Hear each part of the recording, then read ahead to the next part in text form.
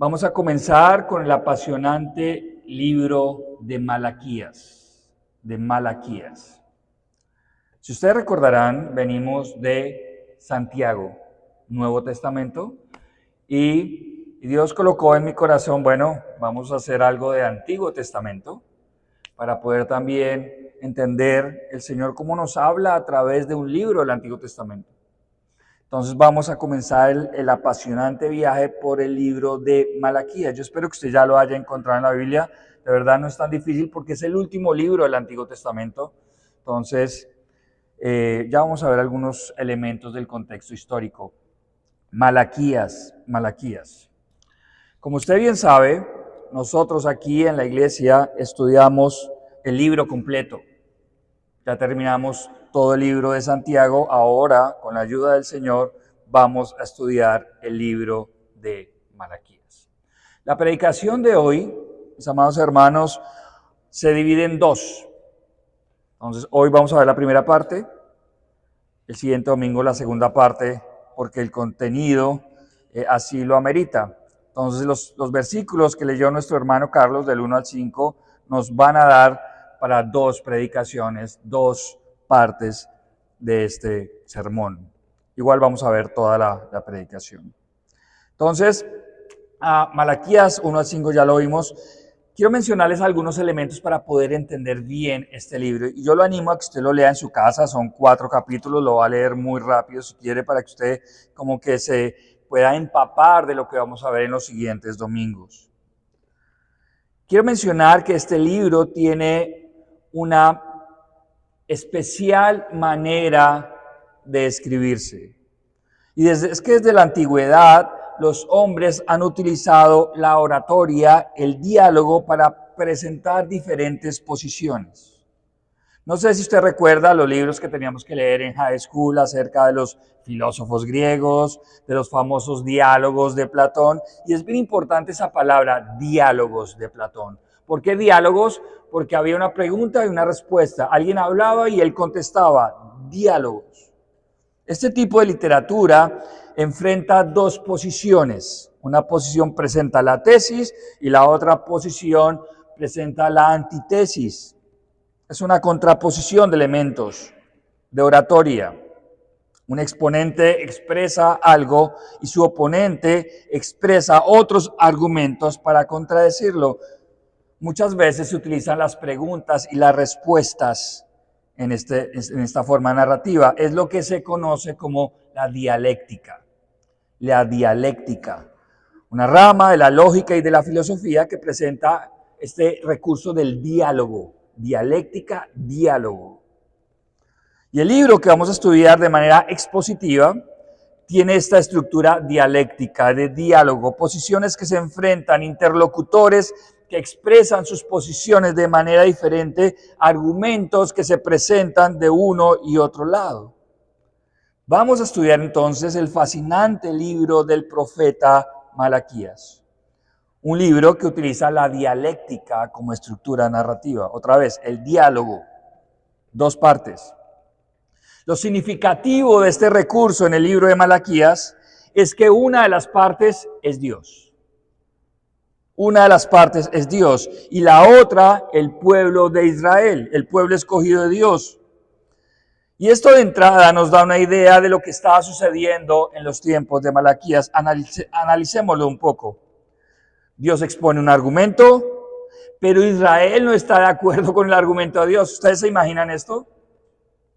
Dios expone un argumento y el pueblo, su pueblo escogido, su pueblo elegido, le dice, ¿sabes qué, Dios? No estoy de acuerdo. Ya de entrada nos da una perspectiva de lo que está sucediendo. Esta estructura dialéctica, en este caso, ya nos está hablando de un pueblo rebelde, que es capaz de decirle a Dios, ¿sabes qué, Dios? Tu posición no me convence, tu posición realmente no estoy de acuerdo. Que decide colocarse al nivel de Dios y polemizar con Dios, argumentarle a Dios y decirle que sus argumentos, bueno, no son tan fuertes, tan válidos. Esto solo puede ser producido por un corazón orgulloso que se coloca al mismo nivel de Dios. Y lo que usualmente sucede con un corazón orgulloso es que, como en el pueblo de Israel, aparenta que conoce a Dios, aparenta que cree que todo está bien, que todo lo está haciendo bien, que es un buen creyente, que es un buen hijo de Dios, al punto de que sus argumentos son más sabios y elevados de Dios. Esta dialéctica que le argumenta a Dios lleva al pueblo de Dios a algo terrible, a una incapacidad de verse a sí mismo. Quiero repetir esto. Esta polémica, esta dialéctica en contra de Dios, lleva al pueblo de Dios a un lugar muy peligroso. Y es que no se puede ver a sí mismo, no puede ver sus pecados, no puede ver sus errores. Es una incapacidad para analizar su propia vida y saber que está en una bancarrota espiritual. Los lleva a una negación del alma. Su alma está bien, pero está mal. Es por eso, por estas razones, por esta pequeña introducción, que he titulado esta serie La tragedia del desamor a Dios. La tragedia del desamor a Dios. Cuando usted deja de amar a Dios. Y vamos a ver durante toda la serie, durante todos estos domingos, 6 evidencias que nos muestran cómo un corazón comienza a alejarse de Dios, cómo un corazón comienza a no amar a Dios, incluso conociendo de Dios, porque el pueblo de Dios lo conocía. Ya lo vamos a ver. La tragedia del amor, del desamor a Dios. El profeta Malaquías expone un diagnóstico claro. Israel era una nación que en términos generales evidenciaba una religión. Se sabía todos los parámetros de la religión judía, se sabía los sacrificios, se sabía las ofrendas, se sabía el rol de los sacerdotes, de los levitas, pero era una religión sin amor a Dios. Y esto debe prender las alarmas para nosotros. Porque si al pueblo escogido de Dios le pudo suceder, a nosotros nos puede suceder también. Cumplir una serie de parámetros, venir a la iglesia, hacer cosas para Dios, pero sin amor. Y eso es lo que la palabra del Señor nos va a comenzar a hablar. Y vamos a ver a través de esta serie, repito, 6 evidencias que comprueban el desamor hacia Dios. Y desde ya yo le quiero preguntar a usted que me escucha esta mañana, ¿cómo está su amor a Dios? Yo no sé si usted se lo ha preguntado. ¿Usted ama a Dios? No le estoy preguntando si cree en Dios. Le estoy preguntando si usted ama a Dios. Y este libro nos va a servir para poder poner nuestro corazón como un escáner, para poder realmente analizar nuestro corazón. 6 evidencias latentes en el pueblo de Israel, pero que nos sirven para todos los creyentes. 6 evidencias que son expuestas dentro de un recurso dialéctico de diálogo entre Dios y el pueblo. La tragedia del desamor a Dios. Es importante, y siempre que comenzamos un libro, lo hice también con Santiago y con Colosenses, entender un poquito el contexto histórico del libro de Malaquías, antes de ir a estas 6 evidencias. Tranquilo, hoy solo vamos a ver una, entonces no se me estrese. Vamos a ver solo una. Malaquías es el libro que habla de la relación de Dios con su pueblo. Pero este libro está inmerso, mis amados hermanos, en una realidad política, social, económica, cotidiana. Por eso es importante estudiar el contexto.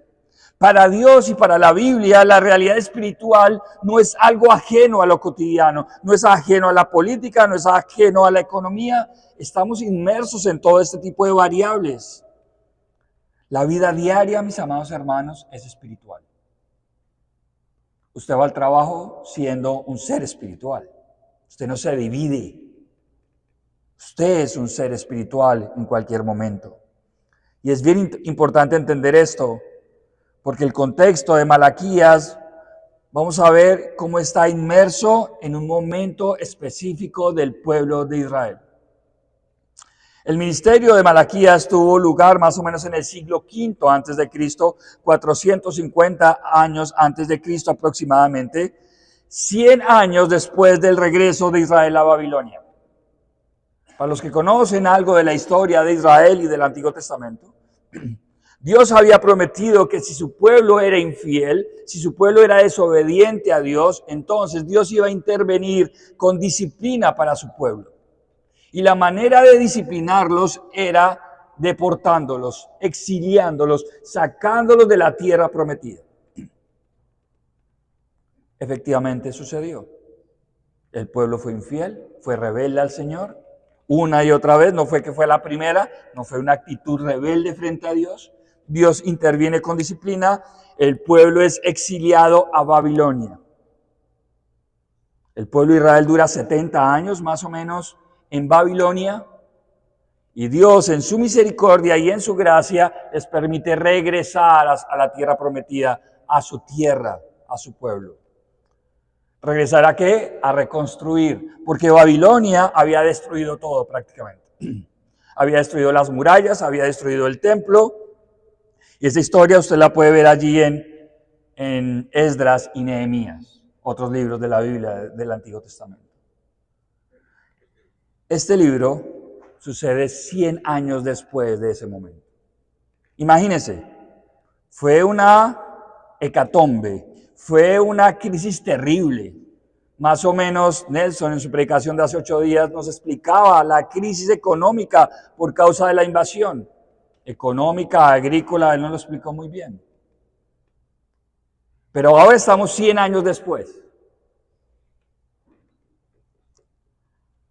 Es increíble que en tan poco tiempo, en pocas décadas, el pueblo volvió a caer en cosas similares antes de la disciplina del Señor. Efectivamente, por el pecado, Israel es expulsado. Los 70 años, 100 años después, el ministerio de Malaquías. Todo esto es posible por la dureza del corazón. Esta etapa de post-exilio, post-deportación, así se conoce, o sea, después del exilio, después de la deportación, vuelve a repetir las mismas falencias del pueblo. El pueblo experimentó que las advertencias de Dios eran reales. Dios no estaba jugando, las advertencias de Dios eran reales y el pueblo lo experimentó a través de Babilonia. Eventos históricos, si usted lee la Biblia, imperios, reyes de por medio. Por eso digo que el área espiritual no la puedo separar de un contexto político. En el Antiguo Testamento vemos imperios, el persa, el asirio, con crisis económicas, familiares, religiosas. Pero han pasado 100 años. Sin embargo, el pueblo está siendo influenciado otra vez por los imperios. Otra vez no ha sido fácil, la economía no va bien, no hay liderazgo claro en Israel.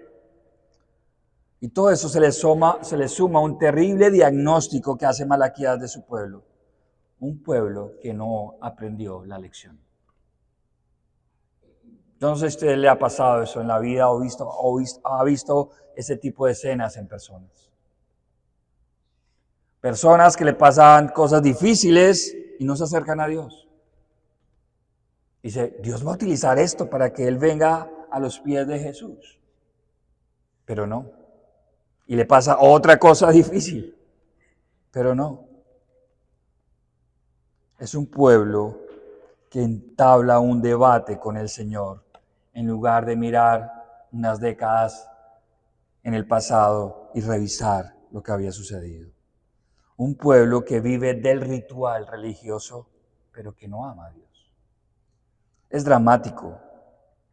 Es dramático que el pueblo de Dios continúe tomando el camino que lo llevó al exilio unas décadas antes. No es capaz de verlo, no es capaz de ver que está con el corazón endurecido, vive en este tipo de religión muerta y se atreve a debatirle a Dios. Es un pueblo que cree que vive de acuerdo a la ley de Dios, pero está perdido. Vive en la dureza de su corazón. El libro de Malaquías, si usted lo ve, es el libro final del Antiguo Testamento. Después de Malaquías entra un periodo que se conoce como el periodo intertestamentario, o sea, entre los dos testamentos, entre las dos grandes partes de la Biblia, pero en esa época se conoce como el periodo del silencio de Dios. No es que Dios se hubiera ido, solo que no hay revelación divina, no hay otro profeta, no hay que Dios utilice a alguien para escribir otro libro de la Biblia. De Malaquías a Mateo y los evangelios y al ministerio de Juan el Bautista y de Jesús pasan más o menos 400 años. Y no hay nada, hay silencio.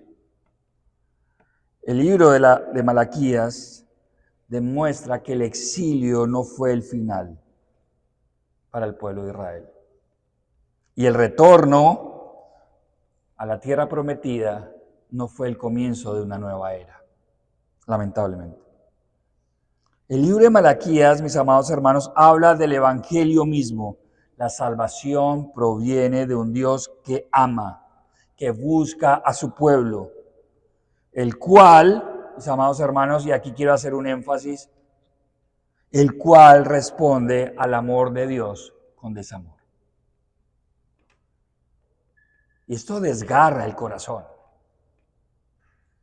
Desgarra el corazón. Ya lo vamos a ver más adelante.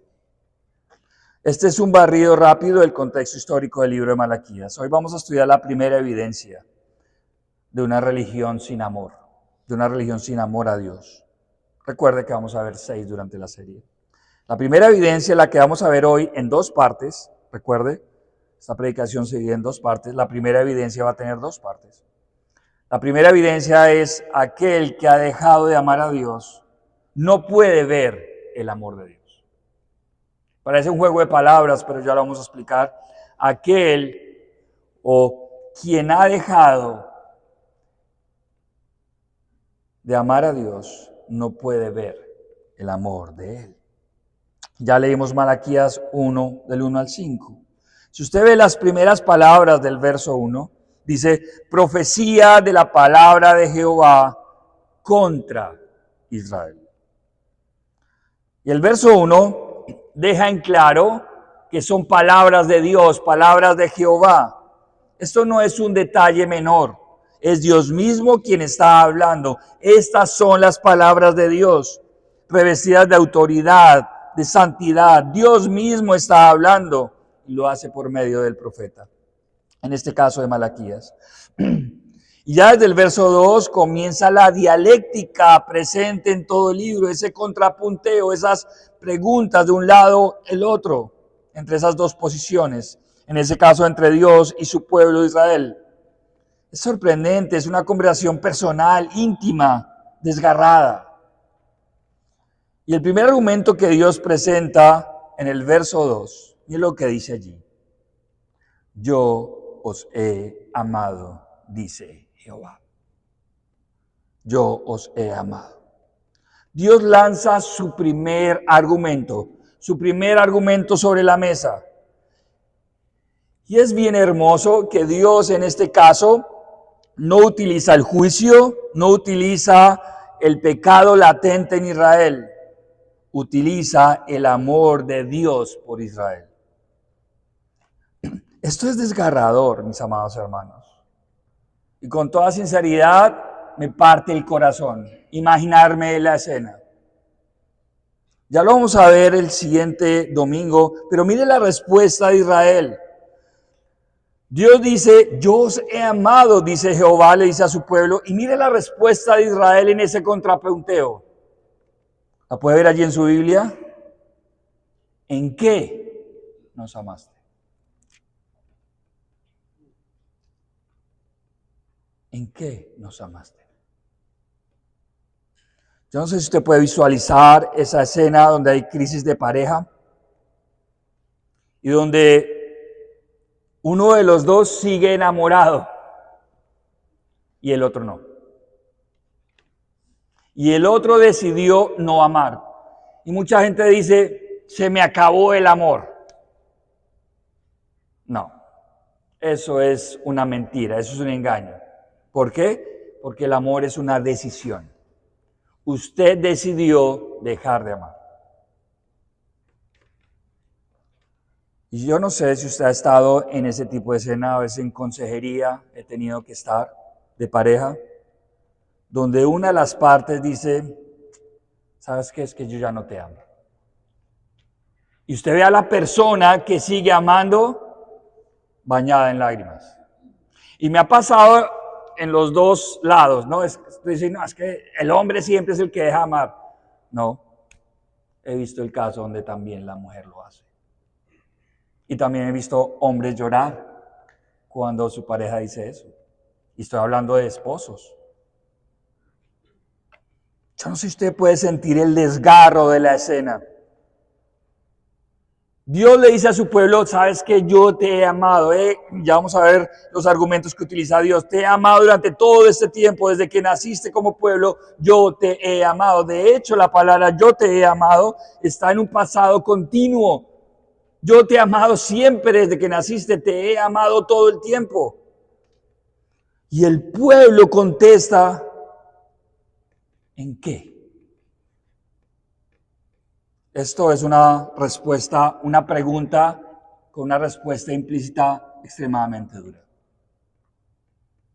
También lo vemos en las escenas de los papás y los hijos, donde los papás se parten el lomo, trabajan duro por darle a los hijos, por acompañarlos, por amarlos, y a veces en ciertas edades, ¿no? En la adolescencia, en la juventud, uno le dice, yo te amo, hijo, y él te puede contestar, ¿y en qué?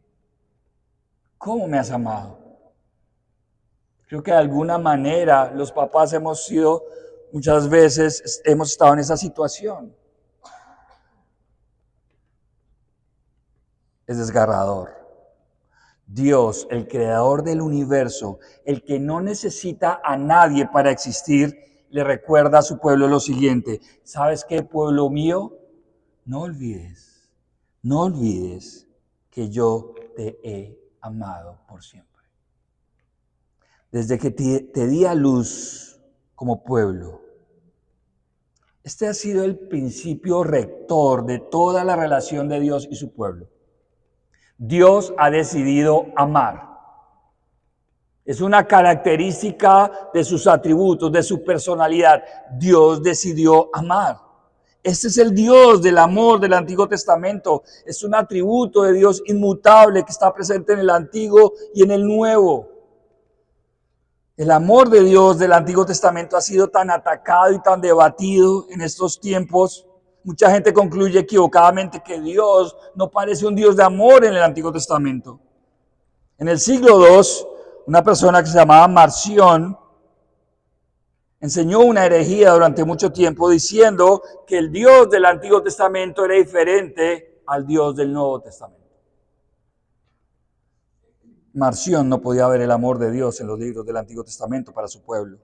Mis amados hermanos, nuestro Dios es un Dios inmutable. ¿Qué quiere decir eso? Que no cambia, que siempre es igual. Dios no cambia. Nuestro Dios, Yahweh, Jehová es su nombre, decidió amar a su pueblo unilateralmente y siempre lo hará. Porque su fidelidad no depende de la fidelidad de su pueblo.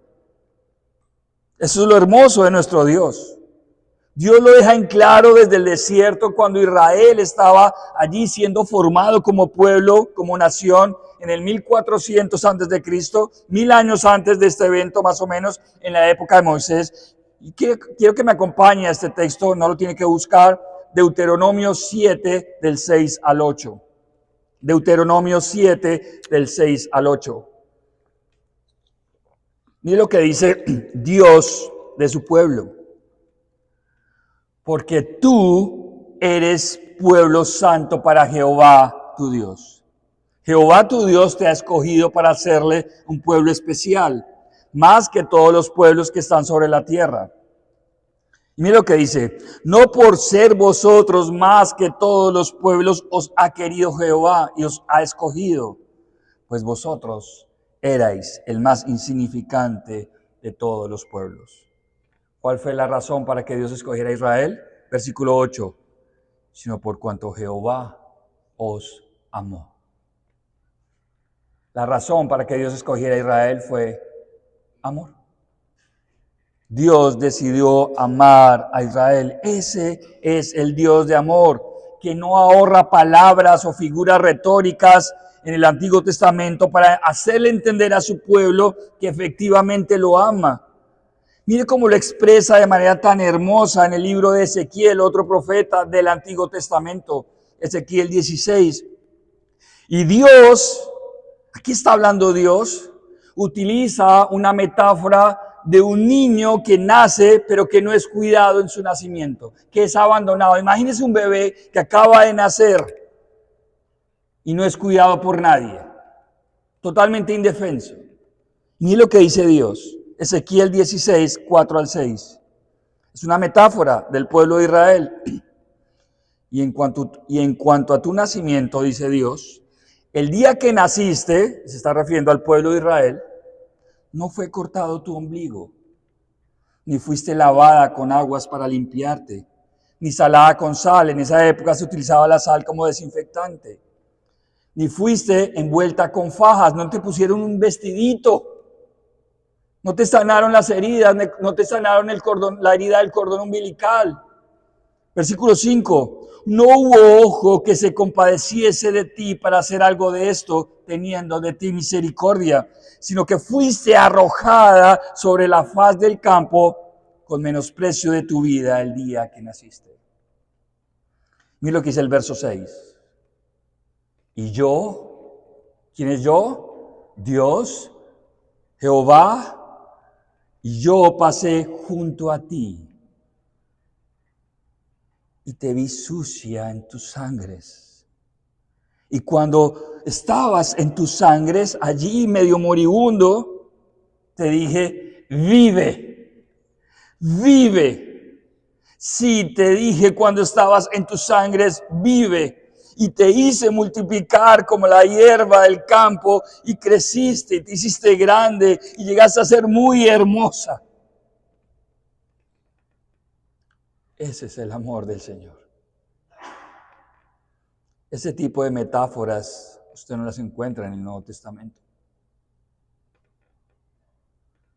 En otras palabras, Dios le está diciendo a Israel, cuando nadie se compadecía de ti, yo decidí amarte, cuidarte.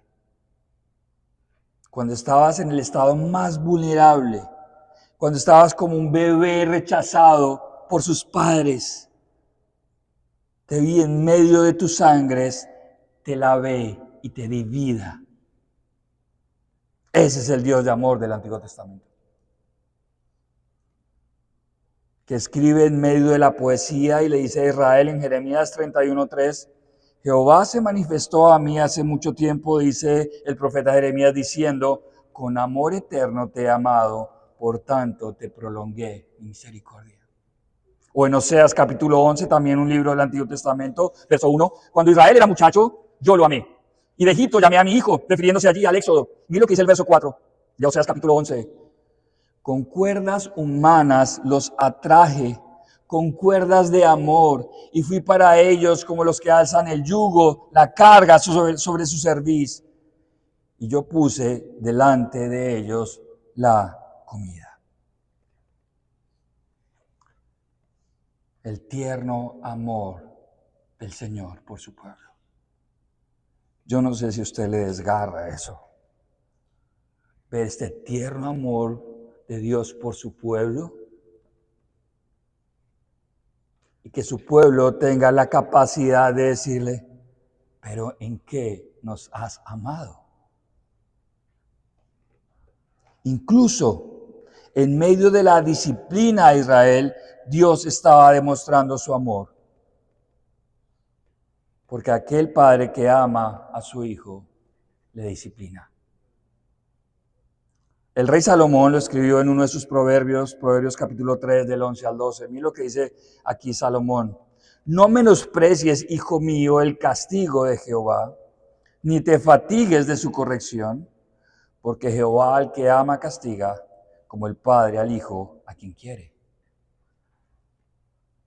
Incluso en medio de la deportación a Babilonia, Incluso en medio de este exilio, Dios estaba mostrando el amor a su pueblo. Es importante señalar, mis amados hermanos, que amar de esta manera no hace a nuestro Dios débil. No muestra una debilidad en Dios. Todo lo contrario, exige permanencia, exige fidelidad, exige una muestra de carácter férreo de seguir amando a pesar del rechazo. Esto es tremendo, que Dios decida amar, así su pueblo le diga, bueno, yo no veo que realmente tú me ames. Y Dios decide amar a pesar de eso.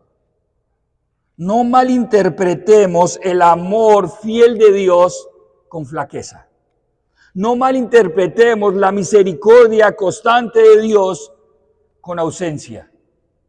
Entonces yo puedo ser infiel, yo puedo tratar al Señor como yo quiera, porque como no me pasa nada, mi amado hermano, no cometa ese error de malinterpretar el amor y la misericordia de Dios para su vida.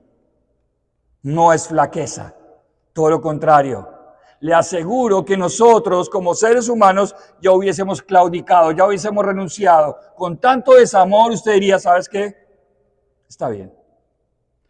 Yo también voy a decidir desamar, dejar de amar.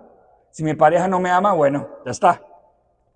Lo intenté durante mucho tiempo, intenté conquistarlo, intenté ser una buena pareja, pero si él no quiere, no lo puedo obligar. Y usted terminaría la relación y trataría de sacárselo del corazón. Eso sería lo lógico y está bien, pero Dios no es así. Dios decide amar a pesar del rechazo.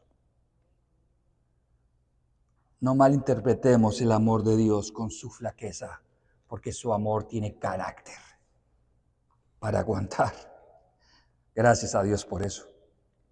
Yo quiero detenerme en esta verdad. Dios decidió amar a su pueblo. Dios decidió amar a sus hijos. Y si has puesto tu fe en Cristo, entonces tú eres un hijo de Dios. Y por esta razón puedes confiar absolutamente en el amor irrevocable de Dios para tu vida. No importa si caes. Y quiero que no me malinterprete. No. A Dios no le gusta que pequemos. No. Pero Dios extiende su amor para un corazón arrepentido. Si has puesto tu fe en Cristo, tú puedes disfrutar del amor de Dios para siempre. Piénsalo por un segundo. Quiero que lo piense allí en su cabeza y que le diga allí a su alma, al interior de su mente, Dios me ama. Dios me ama. Dígaselo en su cabeza, Dios me ama. Muchas veces podemos caer en el desamor por Dios. Eso es una tragedia. Pero ese desamor, mis amados hermanos, no nos permite ver el amor de Dios por nosotros. ¿Me explico? Muchas veces nosotros creemos que Dios no nos ama por la situación que estamos viviendo. Y fácilmente caemos en esa conclusión. Pero esta conclusión, mis amados hermanos, no termina allí. Nos lleva a un terreno muy peligroso y es al desamor hacia Dios. Si yo no soy capaz de ver el amor de Dios por mi vida, entonces fácilmente yo voy a caer en el desamor por Él. Si Él no me ama, ¿yo por qué lo voy a amar? No podemos caer en el engaño de que Dios no nos ama a pesar de las dificultades. Es un engaño. Dios decidió amar y Dios no miente. Muchas veces podemos caer en ese tipo de desamor y eso es una tragedia, como le mencioné. Muchas veces uno puede albergar en su corazón una incredulidad dialéctica. ¿A qué me refiero? Que le exige pruebas a Dios de su amor. Muéstrame tu amor, Señor. Muéstrame tu amor. ¿En qué me has amado, Dios? Quiero que me lo muestres aquí y ahora solucionando esta circunstancia en mi vida. Quiero ver tu amor aquí y ahora, porque hasta ahora no lo he visto. Wow. Eso es una incredulidad dialéctica disfrazada en pregunta. Esta pregunta que hizo el pueblo de Israel en el versículo 2, ¿en qué nos amaste? No es una pregunta, y lo vamos a ver a lo largo del libro, inocente. No, es que es parte de la ignorancia. No, es una actitud rebelde, donde no le sirve nada de lo que Dios ha hecho por su pueblo. Muchas veces pensamos en nuestro interior, si Dios me amara, me daría esto. Si Dios me amara, no estaría en esta condición. Y hoy Dios, con amor misericordioso por usted, vuelve a recordárselo. Si usted está aquí sentado hoy Dios se lo está recordando a través de su palabra. Yo te he amado, hijo mío. Yo te he amado, hija mía. A pesar de nuestra indiferencia. Nos lo vuelve a recordar. Y hoy, amada iglesia, nos lo recuerda con el argumento más contundente de la historia. El apóstol Juan lo dice mucho mejor. Primera de Juan 4:9. Primera de Juan 4:9. En esto se mostró el amor de Dios para con nosotros, en que Dios envió a su Hijo unigénito al mundo para que vivamos por Él. El gran argumento, mis amados hermanos, de que Dios lo ama a usted es Cristo. Que Cristo dio su vida en la cruz por usted. No hay argumento mayor. Es hermoso la poesía del Antiguo Testamento. Es hermoso como vemos estas figuras retóricas, como vemos el corazón desgarrado de Dios por amar a su pueblo infiel. Pero nada se le compara con el amor encarnado en Cristo Jesús, nuestro Señor. Si algún día, yo quiero que usted lo tome esto como una aplicación, si algún día usted se levanta con dudas del amor de Dios, por las pruebas, por las luchas, por la enfermedad, por lo que sea, incluso por la caída en pecado, o por la disciplina que el Señor le está aplicando a su vida, no peque como Israel ignorando el amor de Dios, exigiendo argumentos o señales que validen el amor de Dios. No. Eso, ¿qué comprueba eso? Que usted está tomando el camino del desamor. No lo permite en su vida.